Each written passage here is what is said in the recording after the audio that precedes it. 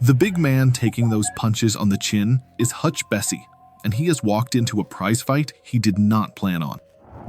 Two men on that balcony read the fight like a ledger, and one says the moment has come. The champion claps his hands and offers $50 to whoever stays up.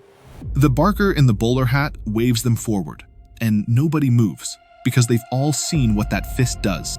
Hutch points at somebody else and says, "Not me, him," which is the oldest way to volunteer a friend.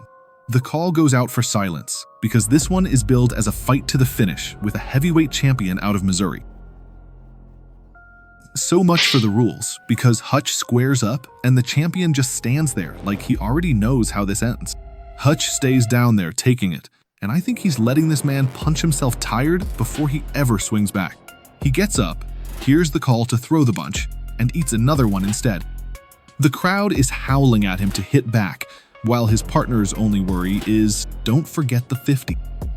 The champion struts and flexes for the crowd, and that is usually the last mistake. Somebody yells, "You want muscles?" and not one man near him looks eager to test that, and I can't blame them. That dusty square is nowhere near Missouri. It's Almeria in southern Spain, and that Tabernas desert took in more than 170 westerns, with a fistful of dollars and the good, the bad, and the ugly among them.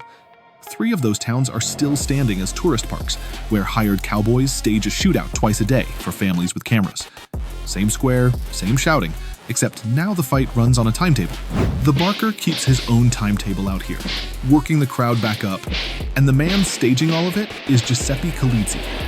Whew. The first real answer lands, and the barker's grin says the money just changed sides. For the first time this whole fight, Hutch is the one moving forward. Then, the barker leans in too far and catches one in the face, which is what happens when you stand inside the fight you sold. Hutch finds the range, and every punch lands where he wants it. And now, the shouting is all for him. Hutch keeps working him over, while the crowd yells for Johnny, and the champion is somehow still on his feet. That fist bought a life you would never guess from watching it.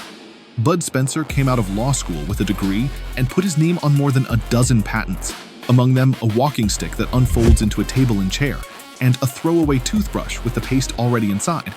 Then he earned his pilot's license and started his own airline.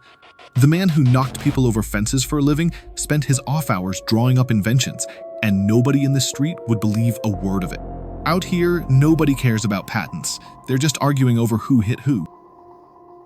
Now it's Hutch taking them, and a man his size soaking up punches like that is half the reason we love him. The 50 is his, and his grin has lasted since '68.